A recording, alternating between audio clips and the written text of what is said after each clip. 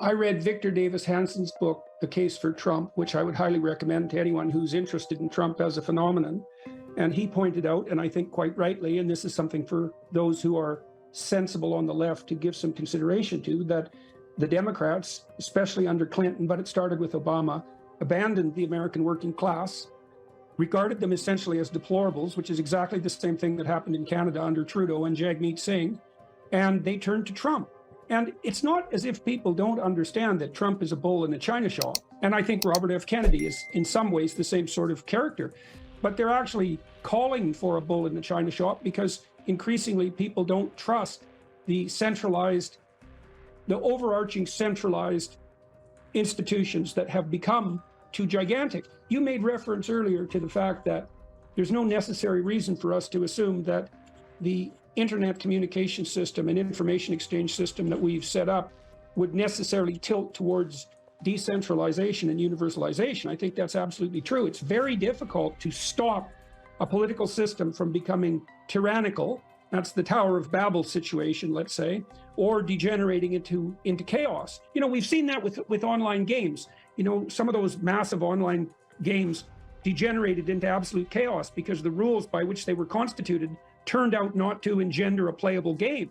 And we have no idea if the internet communication system we set up is actually a playable game. There is a clamor for unity, particularly on the side of the people who are fear-mongering with the apocalypse, and they're trying to compel a unity with terror. And to me, that's a hallmark of tyranny. I think tyrants always use fear to compel unity. What you need to do instead is to provide a unifying vision that people can adopt voluntarily. You know, and you said when you posed that question that I'm a divisive figure, but I actually don't think that's true. I'm a divisive figure online, but it doesn't seem to be the case in the actual world, because all the interactions I have with people in my actual life in public they're uniformly highly positive. And so I don't think the online world is a very accurate simulacrum of the real world. In fact, I think it's dangerously demented in many ways, and it's giving us a false sense of reality. You know, it's a new sensory system, right? The whole net and our new means of communication. It's a whole new sensory and social system. And there's no reason to assume that it's actually providing a valid representation of the actual world, especially because it also seems to be highly gameable by narcissists and psychopaths. And that's not good. That's not good. Now, I believe that it's out of iterative interactions that fundamental morality emerges. And there's plenty of game theory that indicates precisely that. Now, see, what happens to psychopaths and predators and parasites is that they sacrifice the possibility of a long-term relationship for immediate gratification. And that's not good for them, by the way, because they tend to be very unsuccessful people, and they have to move from victim to victim very rapidly because people cotton on to their games. But they're not bounded by that necessity of responsible iterated interaction, you know, the same necessity that would govern you if you were in a long-term committed relationship or the relationship that you have with your children. And it's out of that that morality springs. Now, if you eradicate that necessity, you disinhibit the psychopaths now, and the predators and the parasites. Now, here's why this is such a major problem, and it might be a deadly problem. Now, the online communication systems facilitate the parasites. And you don't need that many of them to take a society down. You know, like the real radical types who would rather dance around in the chaos and who are in it only for their immediate self-gratification, they're a very small percentage of the population. Clinical data indicates about 3%. But the problem with that is that if they have free rein, they can take everything down. Like they did that in the Russian Revolution, for example. This happens. This notion, and everyone watching and listening should be super clear about this, this notion that net zero on the carbon front is necessary is a lie. The idea that we're going to manage it by 2030 is preposterous beyond comprehension. I mean, the Biden administration itself has already admitted that it will be 240 years with optimistic projections before we can approximate anything like net zero. So all this is just a complete bloody lie. And you might say, well, you know, it's no worse a lie than many other lies that we've been told, and I suppose that might be true, except that what we're seeing in places like Germany, for example, is that as we move hypothetically towards these idiot pathological net zero sloganeering propositions, we get more unreliable power at a much higher cost, like 4 to 5 times as high, so that industry starts to move to places like China, which, by the way, don't have the best environmental regulations. And it's made Germany hyper-reliant on Russia. And more to the point, even on the environmental front, is there's no evidence whatsoever that what Germany has done while they've devastated their reliable sources of power has improved the environment one bit. In fact, quite the contrary. The world used more coal last year than it ever has in the entire history of the planet.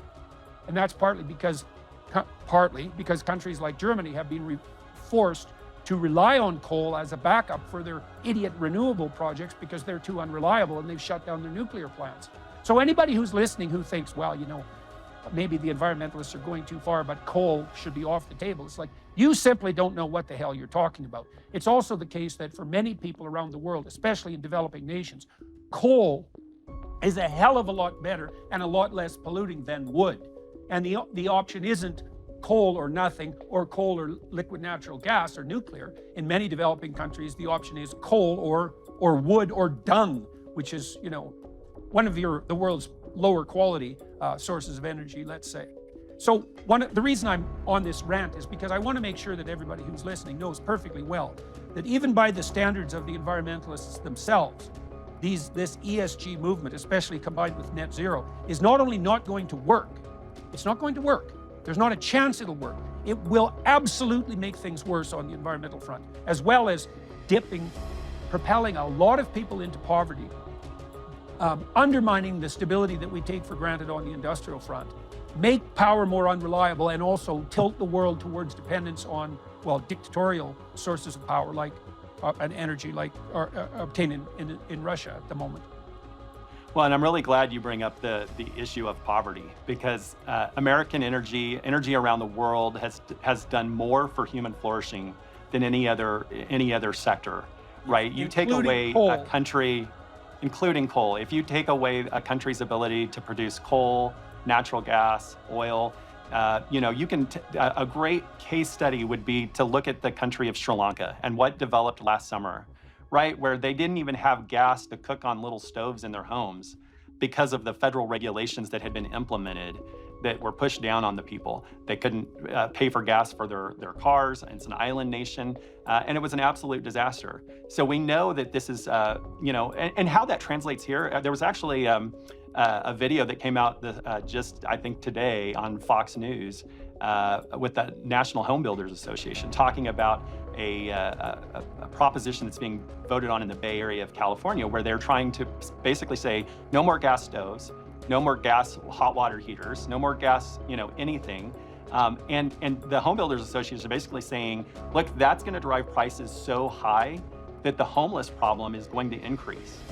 And so it's a really big misnomer to think that we can get to this this fantasy world of net zero, and then still have you know, human flourishing and the modern technologies. There's a great organization that I have to give credit to, Life Powered, part of the Texas Public Policy Foundation, has this great video that shows from, you know, the time that you wake up in the morning until you get to your office, just in that first 1.5 hours of your day, how many petrochemical products are involved in your life, whether it's you're in your alarm clock, in your bed sheets, in your clock, in your toothbrush, and, you know, all of those things. And so this idea that we would somehow, you know, I think this is where the struggle really is for these treasurers and auditors, is we have companies like BlackRock, like State Street, who are actively saying and actively encouraging the companies that they invest in that they want this you know, this net zero by a certain date, and they want that for America. But what they're not telling the American people is that they're taking those dollars that they're investing on behalf of all these pensioners in America, and they're trying to invest and leverage them so they can do business in China. It's a huge new retail audience. China is the largest polluter on the earth.